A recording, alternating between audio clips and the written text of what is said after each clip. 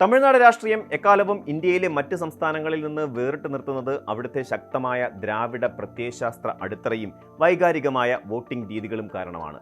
എന്നാൽ 2026 നിയമസഭാ തെരഞ്ഞെടുപ്പിന് ശേഷം തമിഴ് മണ്ണ് സാക്ഷ്യം വഹിക്കുന്നത് മുമ്പെങ്ങും കണ്ടിട്ടില്ലാത്ത വിധത്തിലുള്ള ഒരു സംഖ്യാശാസ്ത്ര പോരാട്ടത്തിനാണ്. പതിറ്റാണ്ടുകളായി തമിഴ്നാട് ഭരിച്ചുകൊണ്ടിരിക്കുന്ന രണ്ട് പ്രധാന ദ്രാവിഡ കക്ഷികളായ DMKയും AIADMKയും ചരിത്രത്തിൽ ആദ്യമായി ഒരു സഖ്യത്തെക്കുറിച്ച് ചിന്തിക്കുന്നു എന്ന വാർത്തകൾ വന്നത് തന്നെ രാഷ്ട്രീയ കേരളവും തമിഴ്നാടും ഒരുപോലെ അത്ഭുതത്തോടെയാണ് കാണുന്നത്. പക്ഷേ ഈ മഹാദ്രാവിഡ സഖ്യം എന്നത് കടലാസിലെ കണക്കുകൾ പോലെ അത്ര എളുപ്പത്തിൽ പ്രായോഗികമാക്കാവുന്ന ഒന്നല്ല. ഭൂരിപക്ഷം തെളിയിക്കാൻ ആവശ്യമായ 118 എന്ന മാന്ത്രിക സംഖ്യയ്ക്ക് പിന്നിലെ സങ്കീർണതകൾ പരിശോധിക്കുമ്പോൾ തമിഴ് രാഷ്ട്രീയത്തിലെ ചാണക്യന്മാർ പോലും വിയർക്കുന്ന കാഴ്ചയാണ് നമുക്ക് കാണാൻ സാധിക്കുന്നത്. 2026 തെരഞ്ഞെടുപ്പ് ഫലം പുറത്തു വന്നപ്പോൾ തമിഴ്നാട്ടിലെ രാഷ്ട്രീയ ചിത്രം ഏറെക്കുറെ വ്യക്തമായിരുന്നു.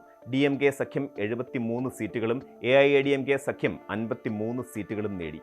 ജനാധിപത്യപരമായ ഒരു കണക്ക് കൂട്ടലിൽ ഈ രണ്ട് മുന്നണികളും ഒന്നിച്ചാൽ 126 എന്ന സുരക്ഷിതമായ സംഖ്യയിൽ അവർക്ക് എത്താൻ സാധിക്കും. ഭൂരിപക്ഷത്തിന് വേണ്ട 118നേക്കാൾ 8 സീറ്റുകൾ അധികം. വിജയ് എന്ന നടന്റെ രാഷ്ട്രീയ പ്രവേശനം സൃഷ്ടിച്ച തരംഗത്തെ പ്രതിരോധിക്കാൻ ഇത്തരമൊരു ഐക്യം അനിവാര്യമാണെന്ന് ചില രാഷ്ട്രീയ നിരീക്ഷകർ കരുതുന്നുണ്ടെങ്കിലും ഈ കണക്കുകൾ വെറും ഉപരിപ്ലവമാണ്. ഈ സഖ്യത്തിലെ ഓരോ ഘടക കക്ഷികളെയും അവരുടെ നിലപാടുകളെയും വിശകലനം ചെയ്യുമ്പോൾ 126 എന്ന സംഖ്യ മഞ്ഞുവല പോലെ ഉരുകിത്തീരുന്നത് നമുക്ക് കാണാൻ സാധിക്കും. ഈ രാഷ്ട്രീയ നാടകത്തിലെ ആഭ്യന്തര വഴിത്തിരിവുണ്ടാക്കുന്നത് കോൺഗ്രസിന്റെ നിലപാടിലൂടെയാണ്. ബുധനാഴ്ച കോൺഗ്രസ് DMK സഖ്യം ഉപേക്ഷിച്ച് വിജയുടെ തമിഴക വെട്രിക്കഴകത്തിന് പിന്തുണ പ്രഖ്യാപിച്ചതോടെ DMKയുടെ തനതായ കരുത്ത് 68 സീറ്റുകളിലേക്ക് ചുരുങ്ങി. ദേശീയ പാർട്ടിയായ കോൺഗ്രസിന്റെ ഈ നീക്കം DMKയെ സംബന്ധിച്ച് വലിയൊരു തിരിച്ചടിയാണ്. പാരമ്പര്യമായി തങ്ങളെ പിന്തുണച്ചിരുന്ന ഒരു സഖ്യകക്ഷി എതിർചേരിയിലേക്ക് മാറുമ്പോൾ അത് നൽകുന്ന രാഷ്ട്രീയ സന്ദേശം വളരെ വലുതാണ്. ഇതോടെ DMK AIADMK സഖ്യത്തിന്റെ ആകെ സംഖ്യ 121ലേക്ക് താഴ്ന്നു. എങ്കിലും ഇത് 118നേക്കാൾ കൂടുതലായതിനാൽ സഖ്യം സാധ്യമാണെന്ന് ഒറ്റനോട്ടത്തിൽ തോന്നാം. എന്നാൽ ഇവിടുത്തെ യഥാർത്ഥ വില്ലൻ പ്രത്യയശാസ്ത്രപരമായ വിയോജിപ്പുകളും പ്രാദേശിക രാഷ്ട്രീയ താൽപ്പര്യങ്ങളുമാണ്. DMKയെ സംബന്ധിച്ചിടത്തോളം അവരുടെ രാഷ്ട്രീയ നിലനിൽപ്പിന്റെ പ്രധാന ഘടകങ്ങളിലൊന്ന് BJPയോടുള്ള ശക്തമായ എതിർപ്പാണ്. കേന്ദ്രീകരണ നയങ്ങൾക്കും സനാതന ധർമ്മത്തിനുമെതിരെ സംസാരിച്ചുകൊണ്ട് തമിഴ് വികാരം ജ്വലിപ്പിച്ചാണ് DMK എക്കാലവും വോട്ട് നേടിയിട്ടുള്ളത്. AIADMK സഖ്യത്തിന്റെ ഭാഗമായ BJPക്ക് നിയമസഭയിൽ ഒരു സീറ്റാണുള്ളത്. കേവലം ഒരു സീറ്റാണെങ്കിലും BJP ഉൾപ്പെടുന്ന ഒരു സഖ്യത്തിൽ DMK പങ്കാളിയാവുക എന്നത് രാഷ്ട്രീയ ആത്മഹത്യയ്ക്ക് തുല്യമായിരിക്കും. DMKയുടെ അണികൾക്കും വോട്ട് ബാങ്കിനും ഇത് ഉൾക്കൊള്ളാൻ കഴിഞ്ഞേക്കില്ല. ഇസ്രയേലും പാലസ്തീനും ഒന്നിക്കുന്നത് പോലെ അസാധ്യമായ ഒന്നായി ഇതിനെ പലരും കാണുന്നു. BJPയെ ഒഴിവാക്കി AIADMKയുമായി കൈകോർക്കാമെങ്കിൽ AIADMK തങ്ങളുടെ സഖ്യകക്ഷികളെ ഉപേക്ഷിക്കേണ്ടി വരും. അവിടെയാണ് ഈ കണക്കുകൾ വീണ്ടും തകിടം മറിയുന്നത്. തമിഴ്നാട്ടിലെ സഖ്യരാഷ്ട്രീയത്തിൽ ജാതി സമവാക്യങ്ങൾക്ക് വലിയ പ്രാധാന്യമുണ്ട്. വടക്കൻ തമിഴ്നാട്ടിൽ വലിയ സ്വാധീനമുള്ള വണ്ണിയർ വിഭാഗത്തിന്റെ പാർട്ടിയായ PMKയും ദളിത് രാഷ്ട്രീയത്തിന്റെ മുഖമായ വിടുതലൈ ചിരുതൈകൾ കക്ഷിയും തമ്മിലുള്ള വൈരം പതിറ്റാണ്ടുകൾ പഴക്കമുള്ളതാണ്. 2 സീറ്റുകൾ നേടിയ VCK നേതാവ് തോൽ തിരുമാവളവൻ നേരത്തെ തന്നെ തന്റെ നിലപാട് വ്യക്തമാക്കിയിട്ടുണ്ട്. PMK ഉള്ള ഒരു സഖ്യത്തിലും തങ്ങൾ ഉണ്ടാകില്ല എന്നതാണ് അദ്ദേഹത്തിന്റെ കർശനമായ നിലപാട്. എന്നാൽ AIADMK സഖ്യത്തിന്റെ നട്ടെല്ലായി പ്രവർത്തിക്കുന്ന കക്ഷികളിലൊന്നാണ് 4 സീറ്റുകൾ നേടിയ PMK. DMKയും AIADMKയും ഒന്നിക്കാൻ തീരുമാനിച്ചാൽ പോലും PMKയും VCKയും ഒരേ തട്ടിൽ കൊണ്ടുപോകാൻ സാധിക്കില്ല എന്ന കാര്യം ഉറപ്പാണ്. VCKയെ പിണക്കി DMK മുന്നോട്ട് പോയാൽ അവരുടെ ദളിത് വോട്ട് ബാങ്ക് വലിയ തോതിൽ ചോരും. അതേസമയം PMKയെ ഉപേക്ഷിക്കാൻ AIADMKയും തയ്യാറായേക്കില്ല എന്നതാണ് സത്യം. ഈ സങ്കീർണതകളുടെ പട്ടികയിലേക്ക് അമ്മ മക്കൾ മുന്നേറ്റ കഴകത്തെയും കൂടി ചേർത്ത് വായിക്കേണ്ടതുണ്ട്. ഒരു സീറ്റുള്ള TTV ദിനകരന്റെ AMK BJPയുമായി വളരെ അടുത്ത ബന്ധം പുലർത്തുന്ന കക്ഷിയാണ്. BJPയുടെ താൽപര്യപ്രകാരമാണ് AMK AIADMK സഖ്യത്തിന്റെ ഭാഗമായതെന്നാണ് പൊതുവെ വിശ്വസിക്കപ്പെടുന്നത്. അതുകൊണ്ട് തന്നെ BJPയെ ഒഴിവാക്കിയുള്ള ഒരു നീക്കത്തിന് AMKയും തുരങ്കം വെക്കുമെന്ന കാര്യം ഉറപ്പ്. ഇനി നമുക്ക് ഈ കണക്കുകളൊന്ന് ലളിതമായി വിശകലനം ചെയ്യാം. AIADMK തങ്ങളുടെ BJP ബന്ധം ഉപേക്ഷിക്കുകയും അതിലൂടെ PMKയുടെ 4 MLAമാരെയും AMMKയുടെ 1 MLAയും നഷ്ടപ്പെടുത്തുകയും ചെയ്താൽ AIADMKയുടെ പിന്തുണ 48 സീറ്റുകളായി മാറും. DMKയുടെ നിലവിലെ സീറ്റ് നിലയായ 68നോട് ഈ 48 കൂട്ടിയാൽ ലഭിക്കുന്നത് 116 ഭൂരിപക്ഷത്തിന് വേണ്ട 118നേക്കാൾ 2 സീറ്റുകൾ കുറവ്. ഇതിന് പുറമെയാണ് സ്പീക്കർ പദവിയിലേക്കുള്ള തിരഞ്ഞെടുപ്പ് എന്ന സാങ്കേതിക പ്രശ്നം.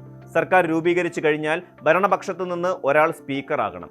സഭയിൽ വോട്ടെടുപ്പ് വരുമ്പോൾ സ്പീക്കർക്ക് വോട്ട് ചെയ്യാൻ കഴിയില്ല.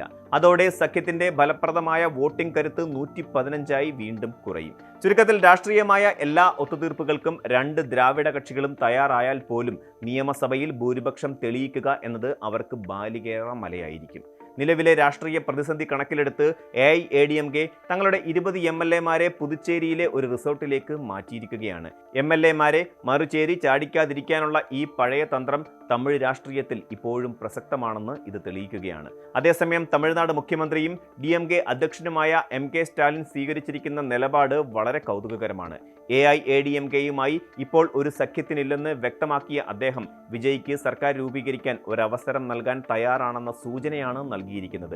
അടുത്ത 6 മാസത്തേക്ക് യാതൊരുവിധ ഇടപെടലുകളും നടത്താതെ കാര്യങ്ങൾ നിരീക്ഷിക്കുമെന്ന അദ്ദേഹത്തിന്റെ പ്രസ്താവന വലിയ രാഷ്ട്രീയ തന്ത്രത്തിന്റെ ഭാഗമായാണ് ജനങ്ങൾ കാണുന്നത്. പുതിയതായി രാഷ്ട്രീയത്തിൽ എത്തിയ ഒരാൾക്ക് ഭരണം അത്ര എളുപ്പമാകില്ലെന്നും 6 മാസത്തെ ഭരണവിരുദ്ധ വികാരം വിജയുടെ പ്രതിച്ഛായയ്ക്ക് മങ്ങലേൽപ്പിക്കുമെന്നും സ്റ്റാലിൻ കണക്ക് കൂട്ടുന്നുണ്ടാകാം. ഭരണപരമായ വീഴ്ചകൾ ഉണ്ടാകുമ്പോൾ ജനങ്ങൾ വീണ്ടും പഴയ ദ്രാവിഡ കക്ഷികളിലേക്ക് തിരിഞ്ഞു വരുമെന്ന ശുഭാപ്തി വിശ്വാസം ഇതിന് പിന്നിലുണ്ടാകാം. പക്ഷേ ഈ 6 മാസം തമിഴ്നാട് രാഷ്ട്രീയത്തിൽ നിർണായകമാണ്. അധികാരത്തിന് പുറത്തു നിൽക്കുന്ന ദ്രാവിഡ കക്ഷികൾക്കിടയിൽ അസ്വാരസ്യങ്ങൾ വർദ്ധിക്കാനും കൂടുതൽ MLA-മാർ വിജയുടെ ക്യാമ്പിലേക്ക് മാറാനുമുള്ള സാധ്യതകളും തള്ളിക്കളയാനാവില്ല.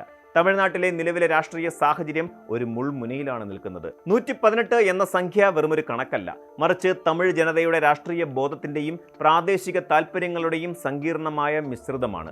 DMK-യും AIADMK-യും ഒന്നിച്ചാൽ അത് തമിഴ് രാഷ്ട്രീയത്തിലെ ഒരു യുഗത്തിന്റെ അന്ത്യമായിരിക്കും. പക്ഷേ അതിനുള്ള വില 2 പാർട്ടികൾക്കും നൽകാൻ കഴിയുന്നതിനേക്കാൾ അധികമാണ്. സ്വന്തം അണികളെ വഞ്ചിക്കാതെയും പ്രത്യയശാസ്ത്രപരമായ അടിത്തറ തകരാതെയും ഇത്തരമൊരു സഖ്യം എങ്ങനെ സാധ്യമാകും എന്നത് വലിയൊരു ചോദ്യചിഹ്നമാണ്. വിജയുടെ TVK ഈ സാഹചര്യം എങ്ങനെ മുതലെടുക്കും എന്നതാണ് ലോകം ഉറ്റുനോക്കുന്നത്. കോൺഗ്രസിനെ കൂടെ നിർത്തിയതുപോലെ മറ്റു ചില കക്ഷികളെ കൂടി അടർത്തിയെടുക്കാൻ വിജയ്ക്ക് കഴിഞ്ഞാൽ 118 എന്ന ഭാഗ്യസംഖ്യയിലേക്ക് അദ്ദേഹത്തിന് വേഗത്തിൽ എത്താൻ സാധിക്കും. പരമ്പരാഗത രാഷ്ട്രീയത്തിന്റെ ചതുരംഗ പലകയിൽ പുതിയ കരുനീക്കങ്ങൾ നടക്കുമ്പോൾ തമിഴ് ജനതയുടെ താൽപ്പര്യങ്ങൾ സംരക്ഷിക്കുന്ന ഒരു സുസ്ഥിര ഭരണമാണോ അതോ അധികാര വടംവലിയിൽ തളരുന്ന ഒരു സംസ്ഥാനമാണോ വരാനിരിക്കുന്നത് എന്ന് കണ്ടറിയണം. 118 എന്ന സംഖ്യയെ ചുറ്റിപ്പറ്റിയുള്ള ഈ ഗെയിം തമിഴ് രാഷ്ട്രീയ ചരിത്രത്തിലെ ഏറ്റവും ഉദ്യോഗഭരിതമായ അധ്യായമായി മാറിക്കഴിഞ്ഞു. വിവേകപൂർണമായ തീരുമാനങ്ങൾ എടുക്കുന്നതിൽ പരാജയപ്പെട്ടാൽ അത് തമിഴ്നാടിന്റെ വികസനത്തെയും രാഷ്ട്രീയ സുസ്ഥിരതയെയും ബാധിക്കുമെന്ന കാര്യത്തിൽ തർക്കമില്ല. വരും ദിവസങ്ങളിലെ നീക്കങ്ങൾ തമിഴ്നാടിന്റെ വിധി നിശ്ചയിക്കുന്നവയാകും. കൂടുതൽ വാർത്തകൾക്ക് News 18 Keralam YouTube channel subscribe ചെയ്യുക.